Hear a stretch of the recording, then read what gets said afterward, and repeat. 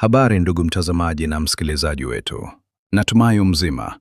Karibu kwenye mwendelezo wa makala zetu mbalimbali hapa Positivity Media. Leo nimekuleta makala moja nzuri sana inayohusu wizi wa benki moja huko nchini Brazili. Tukio hili liliitwa na ni maarufu kama Banco Central Heist, Brazil 2005. Wizi wa handaki ulioitikisa dunia. Pesa zaidi ya dola milioni 70 zikatoweka kama moshi. Kaa nami mwanzo hadi mwisho wa makala hii upate kusikia matukio na mikasa mingi kwenye tukio hili la kihistoria lililotikisa dunia na kuacha stori kubwa duniani hadi hivi leo. Wizi ulionekana kama filamu ya Hollywood. Katika historia ya uhalifu wa kisasa, kuna matukio ambayo yanaonekana kana kwamba hayawezi kutokea kwenye maisha halisi. Matukio ambayo yakisimuliwa, watu wengi huamini ni hadithi za kubuni. Lakini mwaka 2005 nchini Brazil, tukio moja lilitokea ambalo lilibadilisha kabisa namna dunia ilivyoanza kuangalia wizi wa kisasa. Wahalifu hawakuvunja mlango kwa bunduki, hawakushambulia walinzi kwa risasi, hawakutumia helikopta au magari ya kivita. Badala yake, walitumia kitu kimoja tu, handaki la chini ya ardhi. Ndiyo. Wizi huu ulikuwa wa kipekee kwa sababu wahalifu walichimba handaki la siri kwa wiki nyingi, wakapenya moja kwa moja hadi ndani ya benki kuu ya serikali na kuondoka na mamilioni ya dola bila mtu hata mmoja kugundua. Benki lengwa, Banco Central, Fortaleza. Wizi huu ulifanyika katika mji wa Fortaleza uliopo kaskazini mashariki mwa Brazil. Benki iliyolengwa ilikuwa si benki ya kawaida. Ilikuwa ni Banco Central do Brazil, benki kuu ya taifa, mahali ambapo serikali huhifadhi fedha kubwa na taasisi yenye ulinzi wa hali ya juu. Ndani ya benki hii kulikuwa na hifadhi kubwa ya fedha taslimu, hasa noti zilizokuwa zimeondolewa kwenye mzunguko lakini bado zina thamani kubwa. Hivyo basi, ilikuwa ni kama hazina ya taifa. Kiasi kilichoibiwa, zaidi ya dola milioni 70. Tarehe ya tukio hilo, wahalifu waliiba reais milioni 164, ambazo ni sawa na zaidi ya dola milioni 70 hadi 100 kwa thamani ya sasa. Huu ndio wizi mkubwa zaidi wa pesa taslimu kuwahi kutokea Brazil na mmoja wa wakubwa duniani. Cha kushangaza zaidi, fedha hizo zilikuwa nzito sana. Zilikuwa karibu tani 3.5 za noti. Hivyo haikuwa kazi rahisi kuondoka nazo. Mpango ulivyoanza.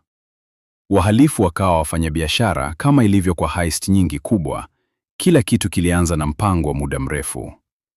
Kikundi cha wahalifu, kinachokadiriwa kuwa na zaidi ya watu 25 hadi 30, kilianza kwa kufanya jambo la kawaida sana. Walikodi jengo karibu na benki. Jengo hilo lilionekana kama biashara ya kawaida tu. Waliweka bango lililoandikwa Landscaping na Gardening Company, kampuni ya bustani na mapambo ya mazingira. Kwa nje, walionekana kama watu wa kazi za mikono. Lakini ndani, kulikuwa na operesheni ya uhalifu wa karne. Siri kubwa, kuchimba handaki la mita 80. Mpango wao halisi ulikuwa wa ajabu. Walichimba handaki la chini ya ardhi kutoka kwenye jengo lao hadi kwenye benki.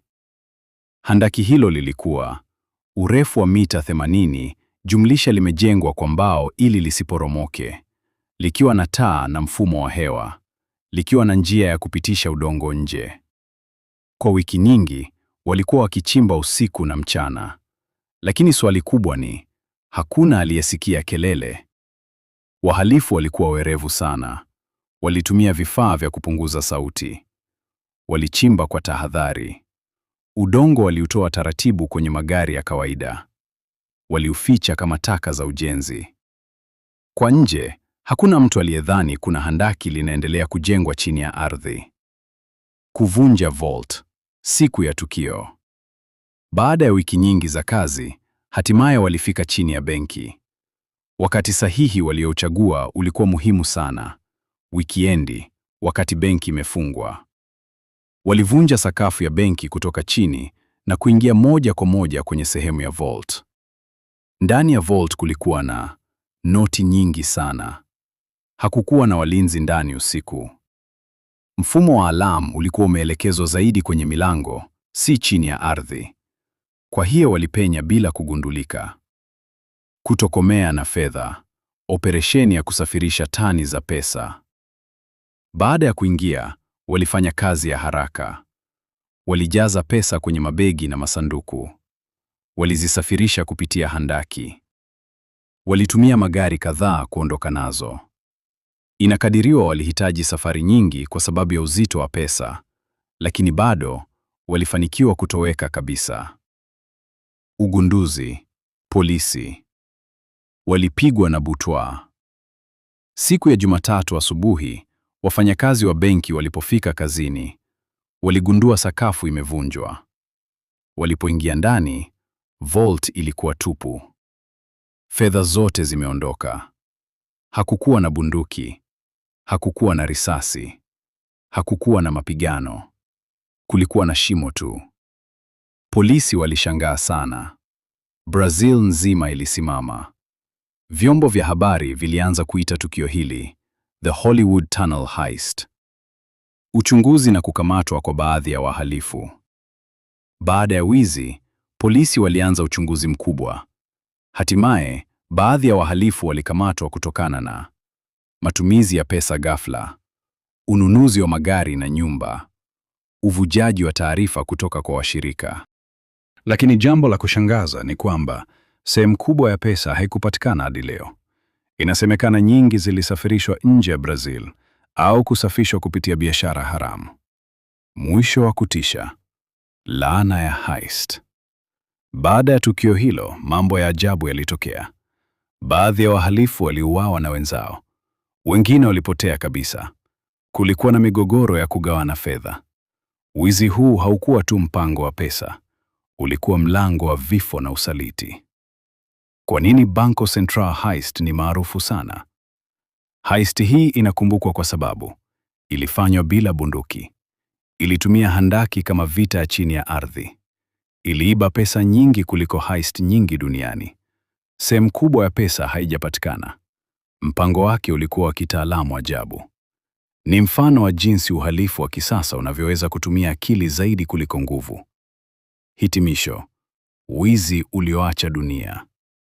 Na maswali. Banco Central Heist wa mwaka 2005 unabaki kuwa moja ya matukio ya ajabu zaidi katika historia ya uhalifu. Ni tukio linaloonyesha kuwa wakati mwingine ulinzi mkubwa hauwezi kuzuia mpango uliopangwa kwa subira na akili. Lakini pia ni ukumbusho kuwa fedha za haraka mara nyingi huja na gharama kubwa: usaliti, hofu na mwisho wa giza. Na hapa ndio mwisho wa maka yetu hii kwa leo. Ungana nami kwenye majala zingine zijazo. Pia usisahau kusubscribe, like, share na comment. Baki nasi kwa mwendelezo wa makala zingine hapa Positivity Online Media.